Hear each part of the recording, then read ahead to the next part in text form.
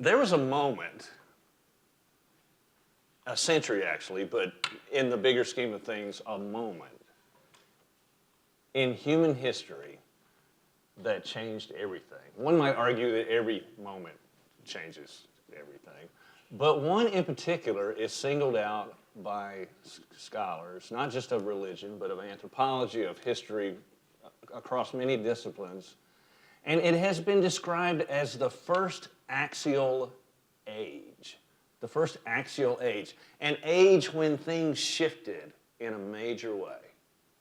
And we've already spent some time in that particular century. It's the 6th century BCE. Who was born during that century? Do we remember from last week? Excuse me, was it 2 weeks ago? 3 weeks ago? What a winter. Oh. Siddhartha Gautama, as far as we can tell, there's some uncertainty, some controversy, was born during that century. Not just the Buddha, though. Lao Tzu, about whom we will have more to say today, considered to be the historical founder of Taoism, Lao Tzu. That too you see spelled differently, but we'll go with Lao Tzu. Confucius, you might have heard of him. Who else? Vardhamana, the great soul of India, who founded a smaller religion similar to Hinduism, but different in other ways, called Jainism or Jainism. Some of the greatest of the Jewish prophets lived in the 6th century BCE. Plato, as far as we know, lived in the 6th century BCE. What on earth was going on? Was there something in the water? I mean, that is an incredible group, is it not? I mean, the thought that has formed so much of modern human history, particularly in the West as well as the East, right? I mean, it's just incredible. Is it a coinky-dink, right? Or was something, is that when the aliens visited? I mean, where did this come from, right? Where did this come from? It makes you wonder. Again, Lao Tzu is usually said to have been born during that 6th century. Others date him at different times. Remember we talked last time about the title Buddha, that it isn't his name, it is actually a title. Well, the same might well be true of Lao Tzu. It may not be his name. It may not be Mr. and Mrs. Tzu and their little son Lao, right? It means, translated, it means something like old master, which I think is very telling.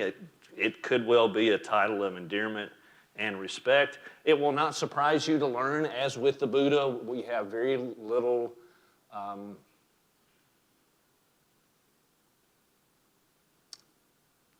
what is the term I'm looking for here? Uncontroversial, factual data about Lao Tzu. When you go back that far in history, it is very difficult to know what actually happened and what might well be let us say, embellishment, right? In other words, we're not talking about history so much as we are talking about the 4-letter word. Thank you, myth. Yeah, exactly. Let's call it a quilt, if you will, of perhaps historical and certainly legendary material. It is said that Lao Tzu was immaculately conceived. You ever heard that term? Oh, my Roman Catholic brethren and sistren. What does it mean to be immaculately conceived? Come on, we know each other, we can talk, right? Well, it means that, actually that is a very much Catholic, Christian interpretation, that to be immaculately conceived means you have no sin. But I wonder if something similar is not going on here. What does it mean? Come on. A virgin birth. Right? To have been born, if you will, without the blessing or the burden, depending on how you look at it, of sexual intercourse, right? Yes. It is said that he was immaculately conceived by a shooting star.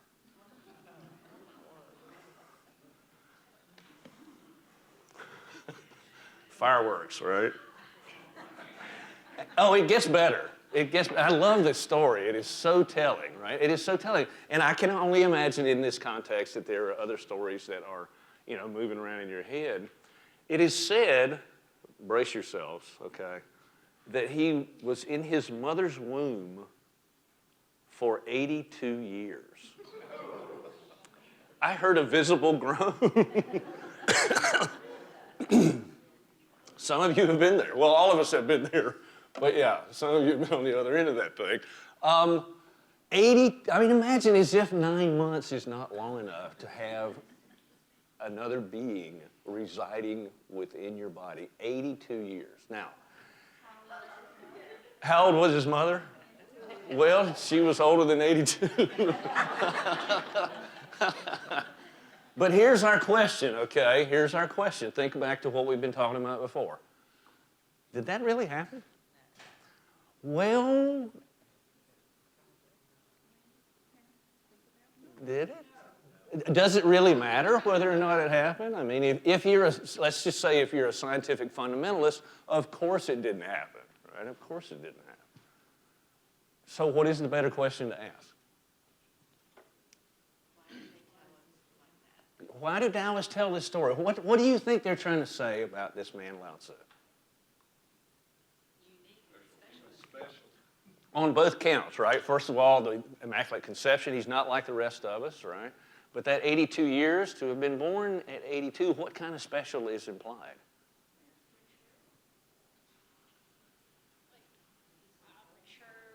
Mature, I think that is exactly the point that's happening here, right? That he was born already wise, already wise. And let me make a comparison, okay? Of course, if you know anything about Christianity, you know some of those stories, right? The Immaculate Conception, for instance, right? But you get those birth stories, and then you get Jesus at 30 years of age, give or take, right? Again, the historical certainty is somewhat fuzzy, as we shall see in a few weeks. But we really only have one story in between, birth and 30. And I know I'm ahead of myself here, but I think it's parallel, okay? It's only one story. Does anybody remember that story? 12 years old. He was 12 years old. Where is he? He's in the temple. And what is he doing in the temple, besides disobeying his parents? His father's work, he said. Well, he says he's doing his father's work, but what's that work? What is he doing in that context? He's teaching the elders. Did that really happen, say, on a Tuesday in Jerusalem? In the year 12? Did it? Well, here's where we need to be fair. If we're going to claim historical accuracy for that one, why can't we claim historical accuracy for this one? Huh? Now we're in the bigger context. Now it's beginning to come home a little bit, okay? Yes. Whether or not it happened, okay, we don't even need to address that in this context, right? If you're a person of faith, you might feel like you need to. But in this context, what is the more important question? Why do Christians tell themselves that story? I think that is exactly the point, is it not? That he's special, right? That he's wise even in his youth. I think maybe that is what is going on here. Well, there are some things about Lao Tzu that might be more possible, shall we say, more historically accurate. Unlike other founders of religion, he did not lead a public life, as far as we can tell. He didn't teach. He didn't preach. He didn't gather followers. In fact, he, as far as we can tell, worked as a keeper of the archives, the records say. A keeper of the archives in a western state in China. What is today known as China, right? Who is a keeper of the archives? I think we might have some representatives here today. The keepers of the archives, right? Apparently he was a librarian, right? He was a librarian. And so, well, we don't really know much about this guy at all. What we have from him, aside from this, bare bones material, is a book. It's called the Daodejing, right? Daodejing, Taoteicing, Ching, the Daodejing. And I would highly recommend that you get a copy of this book, right? And I'm not a Taoist, but I have been influenced by Taoism. I keep a copy around at all times just to pick up every once in a while and look through.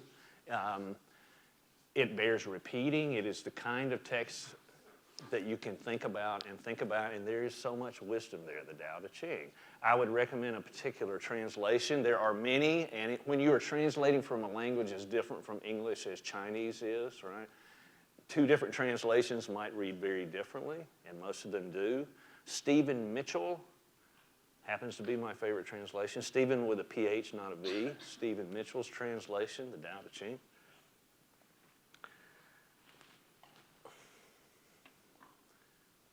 And oh, what a book. What a book. Here's the thing. It may well be that Lao Tzu was not the author of the book. It might be, and we're not sure, but it might be that this book is actually a collection of the wisdom to which he would have had access as a librarian, as a keeper of the archives in Western China. What we do know is that many of the concepts that he presents in the text were already around in his day, and that should not be surprising either. One of the things that I wish we had time to go into each week, and we've done a little bit of with the Buddha particularly, none of these founders just drops out of the sky, right? Like popping out of the head of Zeus. They come from somewhere, right? And their teachings, you can see if you study them in their historical context, come from somewhere else, basically from their own cultural background. Right? With the Buddha, we saw, what was it that he recommended that we do in order to achieve nirvana? Well, he went back into his Hindu roots. And of course, what he came up with was meditation is the way, yoga is the way. Right? Well, you see the same thing here with Lao Tzu. And we're going to talk about, if we have time today, and I hope that we do, another figure, major figure in Lao Tzu, in Taoism. Changsu is his name, and he does very much the same thing. The Tao itself, T-A-O, the Tao, okay, was already in Chinese philosophy. It's what Lao Tzu does with it. And I would say the same of Buddha, right? It's not that what he came up with was original. It's the particular spin that he puts on it that somehow catches on with people and eventually spreads to the point where these movements, they turn into movements and eventually become major religious traditions. The Tao for Lao Tzu was a kind of unifying principle. Now one question we need to ask, was the Tao a God? Is the Tao God? Well, it depends on what you mean by the G word. And I think if you've been here in the past weeks, you know what one particular image of the divine looks like. We've talked about this, right? Gandalf, okay? In the West, that tends to be the way that God is portrayed. And again, I think for special reasons, right? Older, wiser, powerful, right? Male, authority, all that comes with that particular personification. Well, we need to lose that. In this context, I'm going to try not to even use the word God. Let's say divine. The Tao is the divine, okay? But again, we're in the East, not in the West. We've talked about in the past how in the West, we tend to think of the divine, right, as being more powerful from us, having created us, that makes us separate from the divine and causes the problem of disconnection. We need to figure out a way to get back to God, whatever that might be, following the teachings of Moses or Muhammad or through Jesus, right? But in the East, you have concentric circles, right? So if this is us, that would be the Tao. We are in the Tao. We are a part of the Tao. It's not unlike Brahman in Hinduism.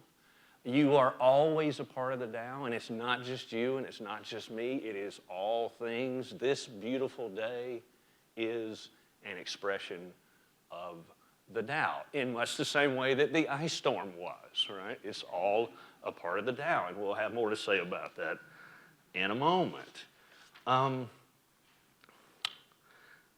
There's another story that I really appreciate. After this long librarian's life,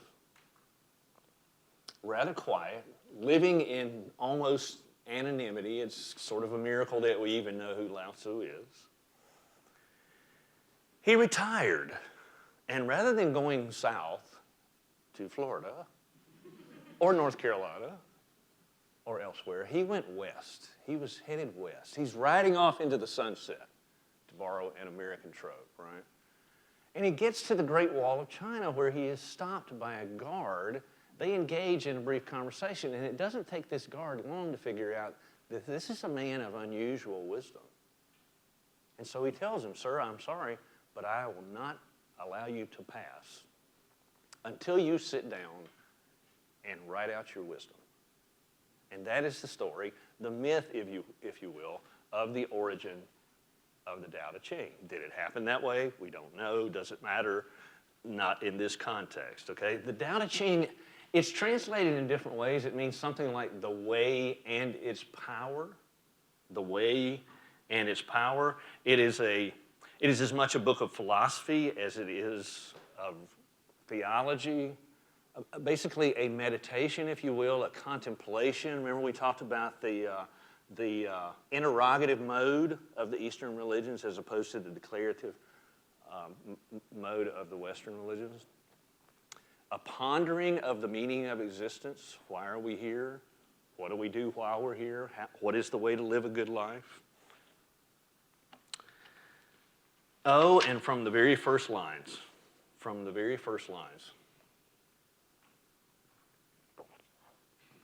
it is not necessarily an easy book to understand. I don't know if you have ever read Deuteronomy or Leviticus. I'm sure that was just as clear as, yeah. No, it's difficult, right? It's difficult. Any philosophy, for the most part, can be. Let me just, okay, go ahead and roll up your britches legs because we're about to get into deep water here, okay? I want to read you the first chapter of the Daodejing. And it goes like this, okay? Work with me here, okay? The Tao that can be told is not the eternal Tao. The name that can be named is not the eternal name. The unnameable is the eternally real, but naming is the origin of all particular things. Free from desire, you realize the mystery. Caught in desire, you see only the manifestations. Yet mystery and manifestations arise from the same source. The same source. Now, whoever wrote this, one of the things that they are doing, I would suggest, is they are asking those basic religious questions. And again, I want to say it transcends religion. Those basic human questions. Who are we? Where did we come from? Where are we going, right? He's looking for the source of everything. Where did it all come from, right? What's it all about? And this is his answer.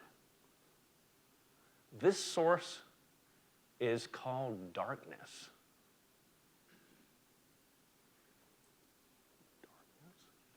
Not light. This source is called darkness. Darkness within darkness. The gateway to all understanding. Darkness within darkness. The gateway to all understanding. I don't think I need to tell you that that is a rather mysterious chapter, right? And I don't want to exoticize it, right? I don't want to do that. And it's going to take us a few lifetimes to completely unpack it, I would imagine. But here's the tribal deal, and this goes for everybody, including those watching elsewhere. The first one to figure it out, would you please let the rest of us know? You can go on YouTube and leave your comment, okay? I mean, seriously, I think we're all trying to figure it out. It's that elephant, and we're the blind people, and we're trying to figure out what this thing is, okay? A couple of things I can say about that, though. It's so Taoist, and it, in its own way, very different, I think, from the traditions I assume most of us are more familiar with. For us here in the West, isn't it all about the light?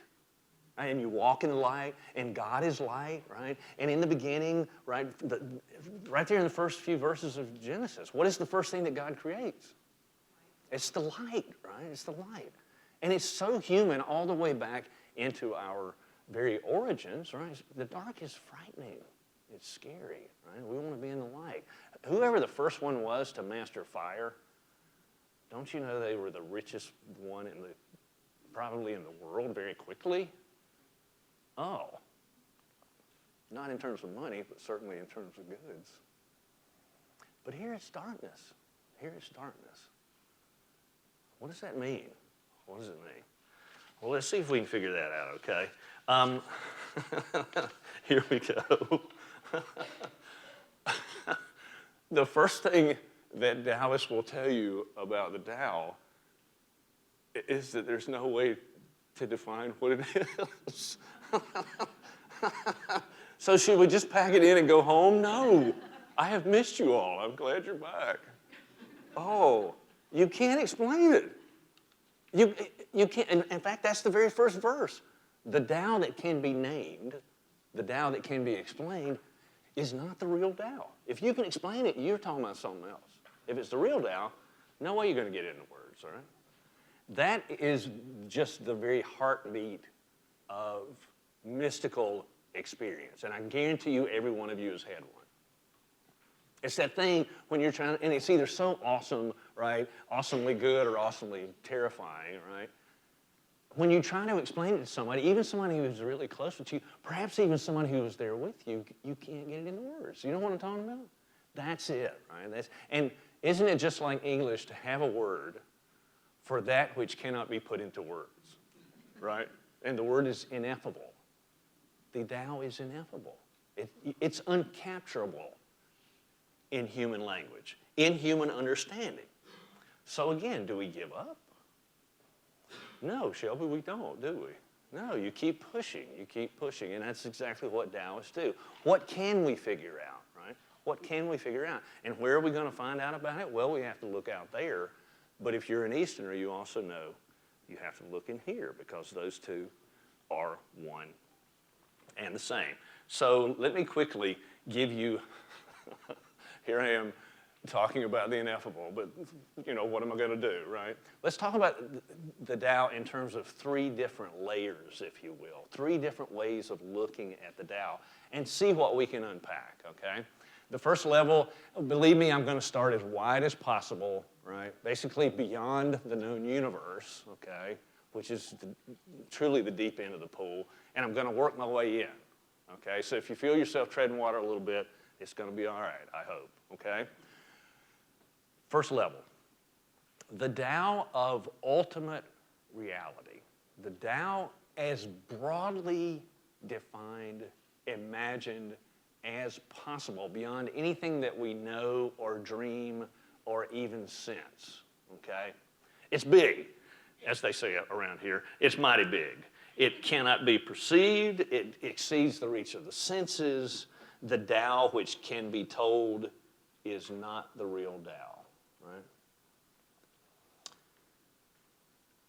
Another thing I like about Daoism is it offers some different ways of understanding the divine. Well, we've already seen a couple of them, but in the West, I think because we picture, consciously or otherwise, the relationship with the divine in the way that we do, don't we tend to think of God in terms of height? Where does God live, for instance? In heaven with the angels, of course, right? And where's heaven? Yes, in terms of height. Well, that is certainly one way of understanding the divine. But it's not the only way. In Taoism, they talk about God as the ground of all being. Paul Tillich, a German who escaped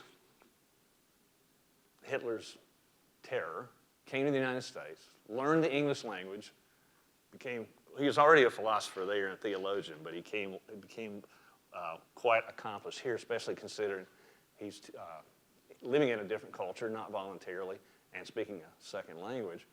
But he talks about God as the ground of being, right? I used a term from him, I think it was the last time we met, not being, as in a being, separate from us as beings, but being itself. Anything that is a part of the divine.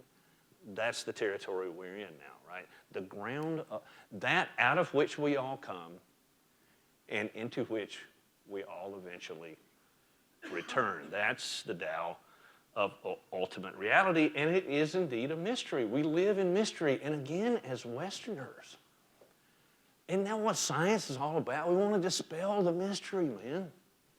Just give me some clarity up in here, because life is foggy sometimes. What do we do? How do we know what we're doing? Is it okay? Are we doing the right thing? And so often when we think we are, no, didn't turn out that way, did it? Some of you know what I'm talking about. We want light. We need light, right? Because of the mystery. But I think there's some courage here in recognizing mystery and just letting it be what it is. Being willing to sit in the face of what we do not understand. Because Buddhism and Taoism will tell you, as long as you are trying to solve the mystery of life only with your rational mind, you're never going to do it. Oh, you'll make some progress. And look at the accomplishments that we have made in the West, right? But what have we missed? What have we missed? That certain ineffable, uncapturable, certainly untamable nature of nature itself. Oh, we've tried. Haven't we tried to tame nature? Oh, yeah. And done a pretty good job of it. We split the atom. Whoa. What could possibly go wrong?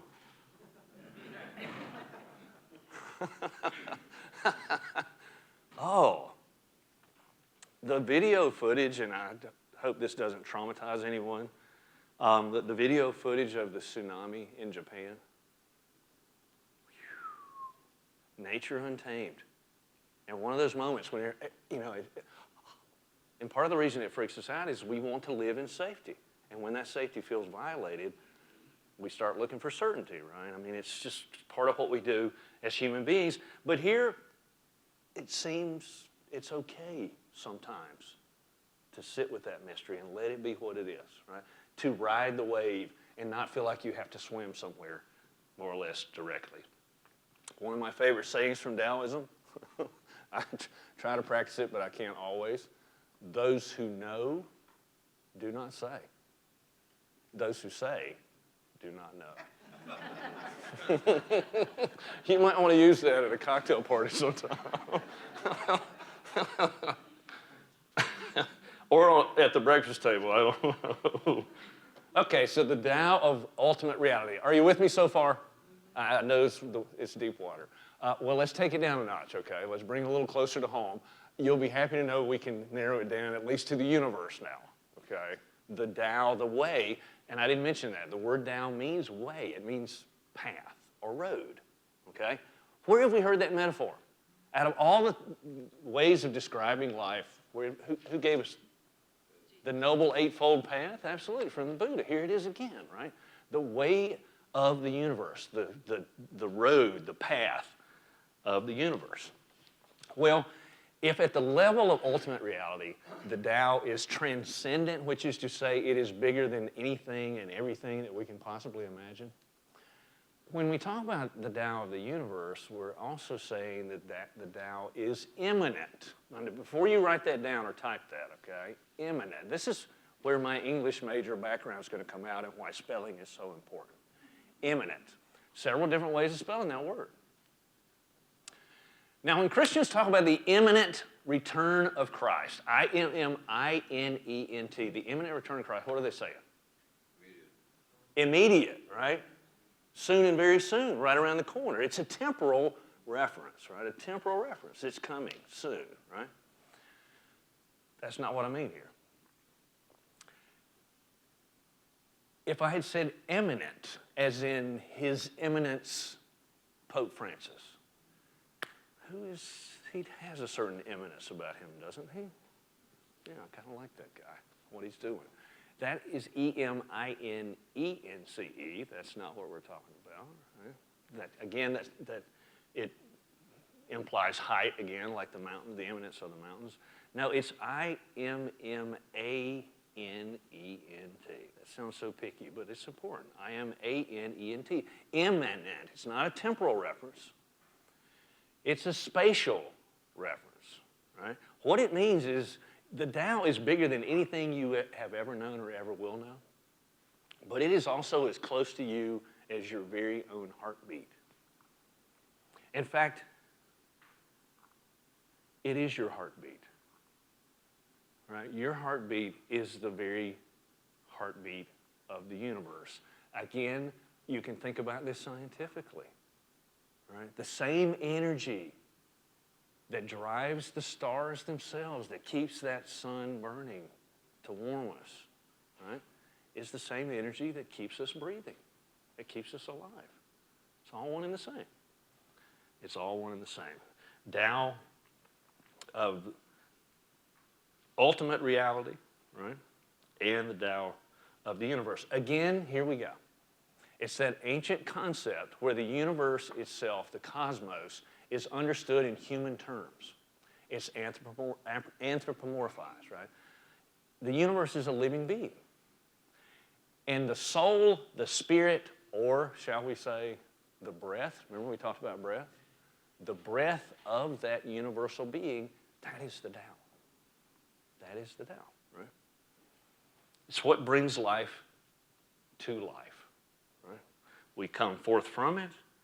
We return to it eventually, right? And I appreciate the fact, and I don't think it will surprise you in knowing what we know now, that Taoists tend more than some of the other religions to use feminine metaphors for the divine. Not just our Father, right? The Tao is the indescribable womb, the womb, right, that births the universe. That births the universe. And that supports it, that nurtures it, right? Remember we talked about what you gain by saying Our Father, what you might lose if you say Our Father, right? What you might gain if you say Our Mother, that somehow there could be perhaps a recognition of both of those aspects of the divine. Here I think is a good balance for that. I have heard the Tao described as the law, the governing principle of the universe, the law of the universe. And I think that could perhaps be helpful, but in a Western context, it's dangerous, I think, to talk in those terms, the law of the universe. Because in the West, scientifically speaking, don't we talk about the laws of nature? The laws of nature, right? Sir Isaac Newton sitting under that apple tree minding his own business. Conk. Wait, did that really happen? Say on a Thursday? Did it? Does it really matter? Not so much, right? No. There's a greater point at hand here. The law of nature. I tend to resist that because it implies so much, okay? The scientific approach itself implies so much. And I would argue that it is very much based on this Western religious background, right? The first universities, if you will, coming right out of monasteries back in the day, it implies that we as subjects are separate from the divine as an object, right? In much the same way we as subjects are separate from nature, which means we can study it, and the more objectively we study it, the better our chances of coming up with, of understanding the rules of nature. The very idea that nature works according to certain rules, right? For instance, gravity. Well, do you know where that whole subject-object thing came from? Have we talked about Descartes? Rene Descartes? Rene Descartes, French philosopher, several centuries ago. You've heard of this guy whether you realize it or not, okay? So just give me a minute here. Rene Descartes, in his day, studied the philosophy before him, right? The philosophy leading up to his day.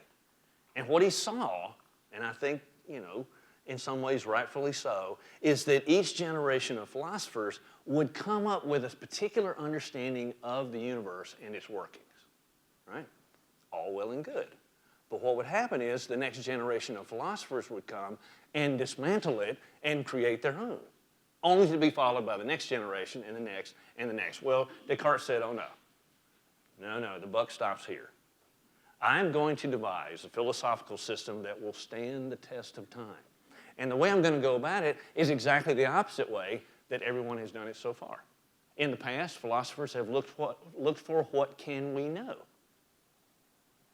Descartes says, no, I'm going to ask, what can we not know?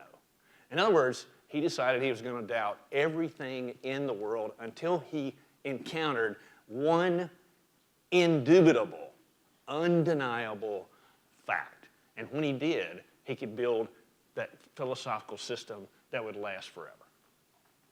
Okay? You with me so far? Well, in other words, Descartes is doing what we have been talking about, is he not? He's looking for how life works. What is the meaning of it, right? Where did it come from? How can we know for sure? So he's going to look for the meaning of life. Where do you think he went to look for that? Do you think he went outside into the world of nature?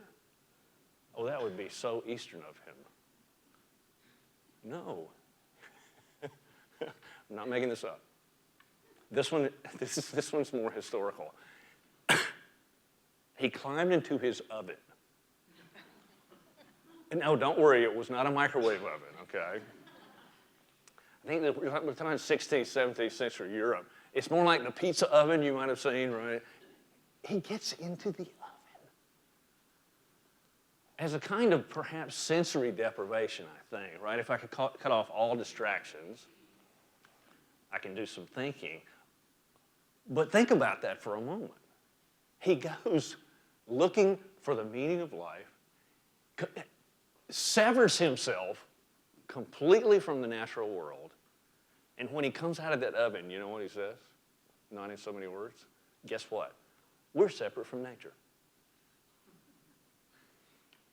Hence, we can study nature, right? Well, you might know the words that he came up with. Well, I'll give you the Latin first because that's how he wrote it. Cogito ergo sum. What is it? I think, therefore I am confused. No, wait a minute. That's an extrapolation.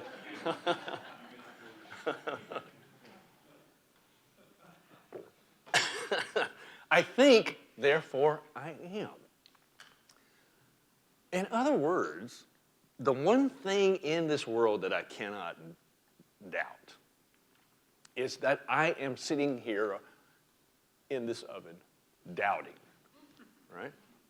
And that was the linchpin, if you will, the stackpole around which he built his philosophical system. Well, do you know what happened to that philosophical system in the next generation? Of course, right? And it goes on even today. It goes on even today. That may help explain the laws of nature, but I don't think it explains the Tao. The Tao is more organic than that, if you will. And, shall we say, mysterious. Now, so the way of ultimate reality, the way of the universe, lastly, the way of humanity. The way of humanity, right? Maybe this will be a little more familiar to us. At this level, the Tao becomes a way of life, a way of being in the world. What does it mean to be human? How do we live that life, right? How do we live it well? And here's where Tao offers imagery. You know, metaphors, again, it's all metaphorical, it seems to me, at some level or another. The main metaphor, perhaps, would be that life is a river. Life is a river. And think about that for a moment, which means it is dynamic, it is moving, it is changing. What is that saying, you never step into the same river twice? Right? And if you spend any time near one, you know how much it can change, especially when it begins coming into your home. Right? I mean, rivers, yeah. Rivers. And I suppose if you were going to sum up Taoism, and while we're generalizing, we might as well go all the way. If you were going to sum up Taoism in a single expression, you know, we talked about Hinduism, Tavam Asi, you are that. Right? Buddhism, maybe life is suffering, as long as you remember the other three of the four great noble truths. Here it would be something like go with the flow. Go with the flow. Now, I ask if you've spent any time around rivers. Have you ever been tubing? You know what I mean, tubing? Yeah, you get in the inner tube. Is the point of tubing to go upstream? Sounds a little like work to me. That's kind of the opposite of the point of tubing, right? Isn't the point of tubing to go with the flow? To go with the flow, to let the river carry you along. Right? Now, and because of this, Taoism oftentimes gets the reputation for being an utterly passive religion. And that makes me nervous. Any religion, and in each one of them you will find some who become so passive that they really, it's almost as if they themselves have disconnected from the rest of the world, right? I'm so busy finding my own bliss, I'm really sorry that you're hungry.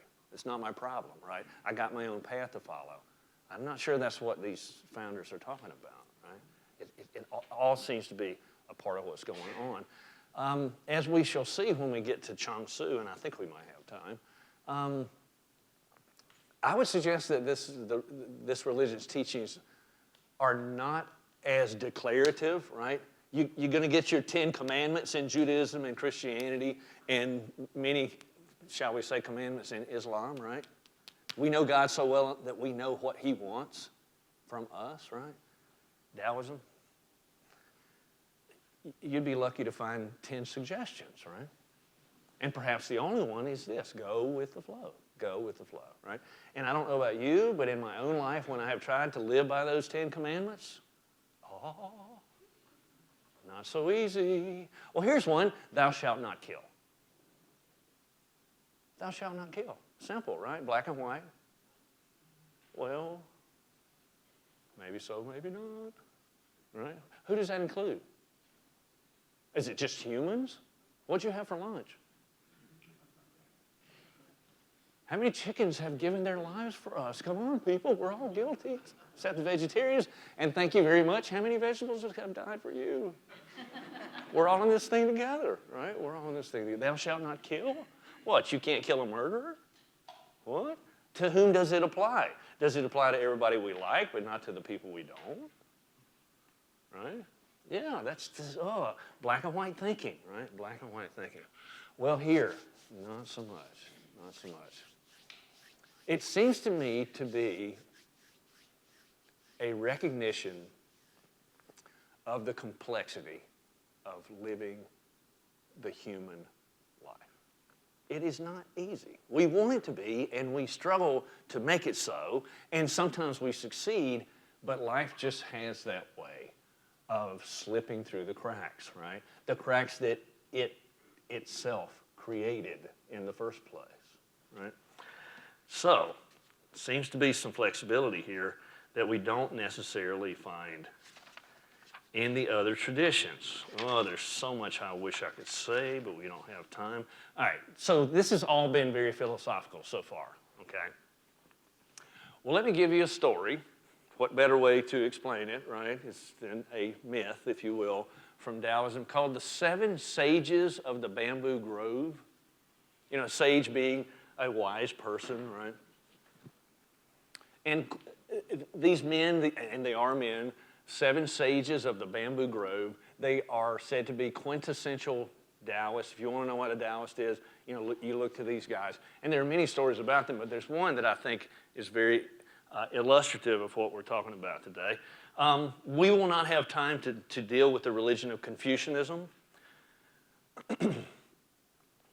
but if you know anything about it, you know that it is very different from Taoism. For instance, in many ways, Confucianism is all about telling you what you should be doing, right? It's the right thing to do in the right place at the right time. Very different from Taoism. They make really good partners, if you will, because some people need rules.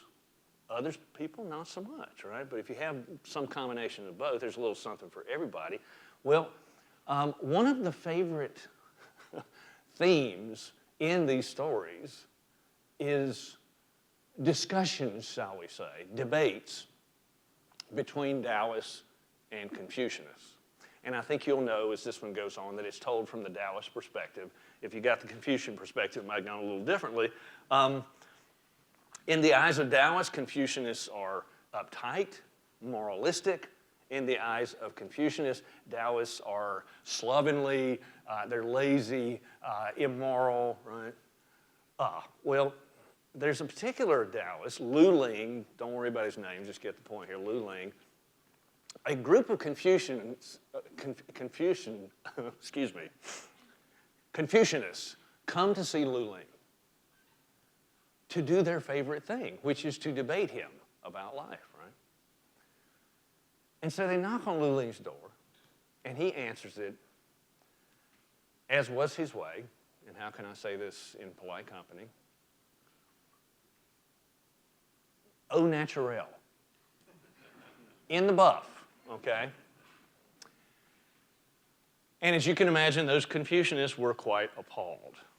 But Lu Ling very politely invites them in, has them seated, serves them tea, and there they sit. They just can't even believe this is happening, right? Until finally one of them says, "Kind sir, how is it that you can scandalize your neighbors by walking around your house in the nude?" And Lu Ling looks at them for a moment and says,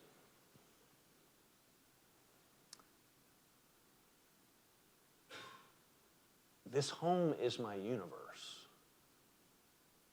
My clothing is my world. So what are you doing in my pants?"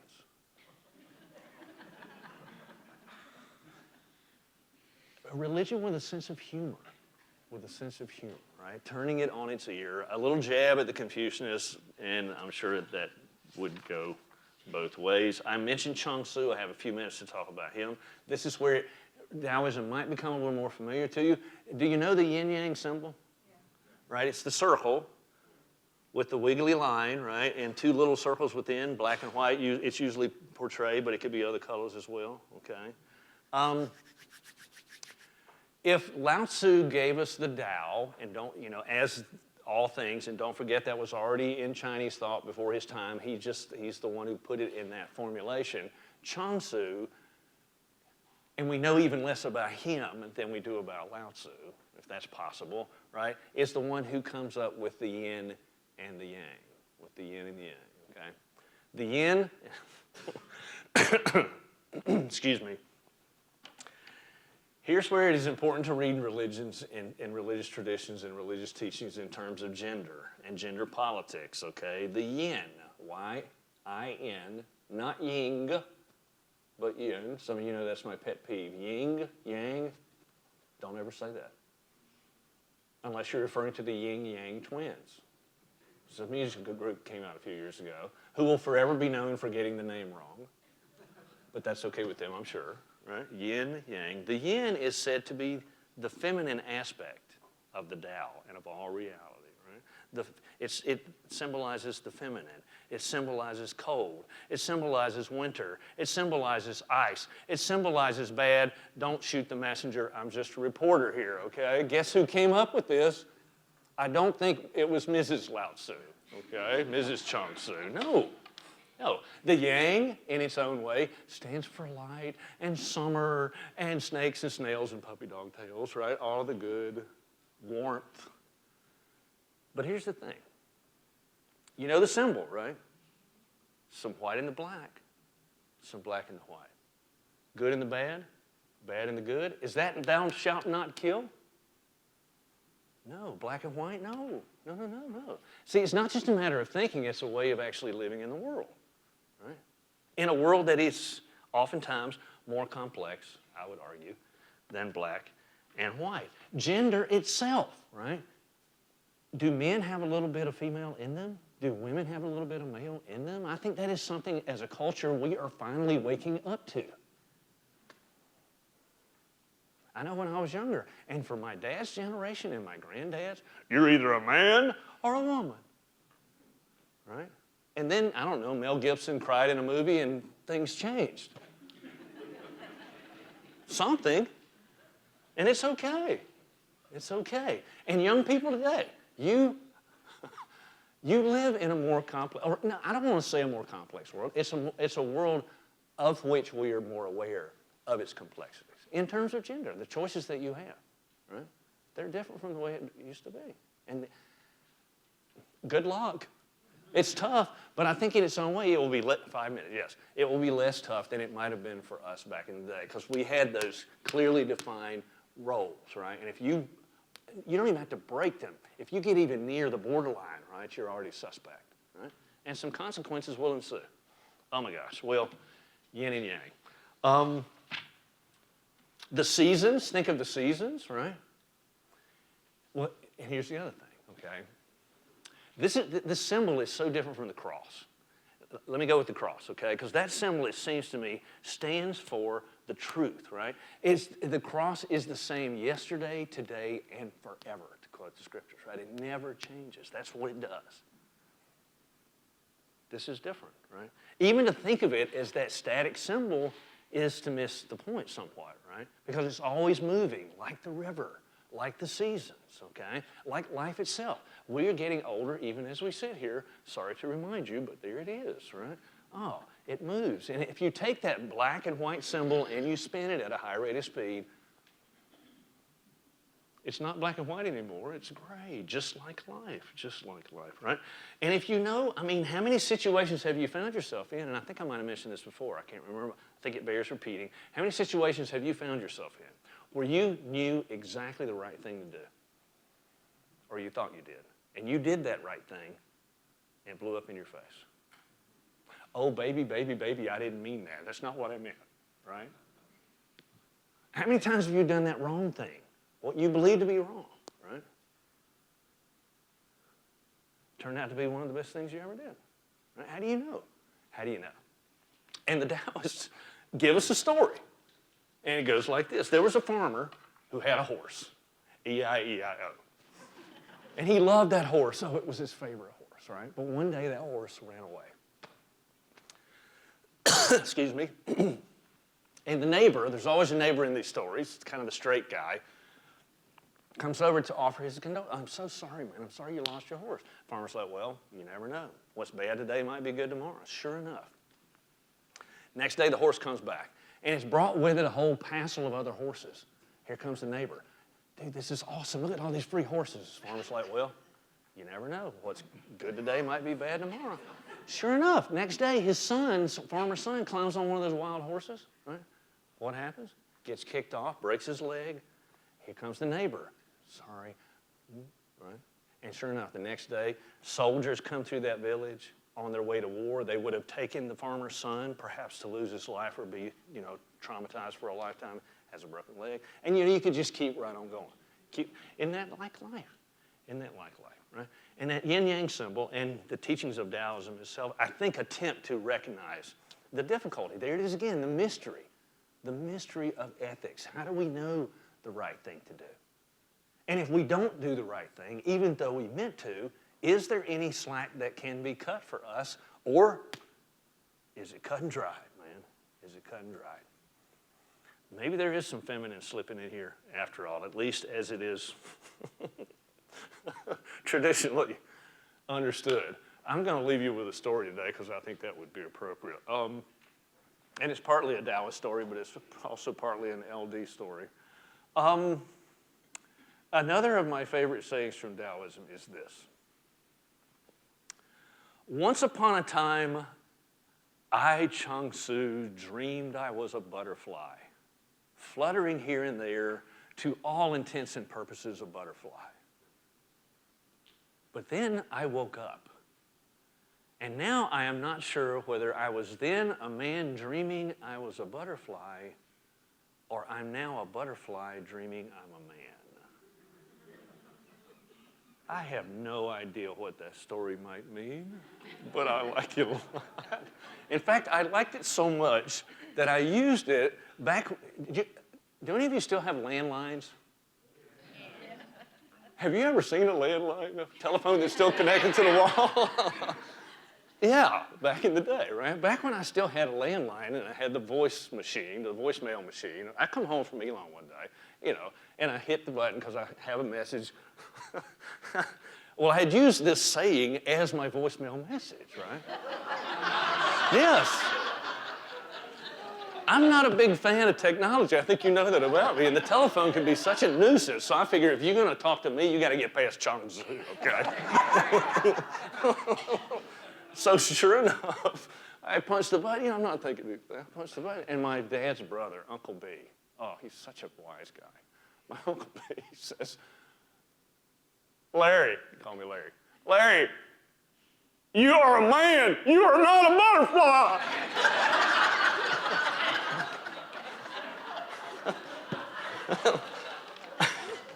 I think it was afraid, that poor boy went off to college and they ruined him. Oh my gosh. All right. Thank you so much for coming. Next week, I'll see you next week.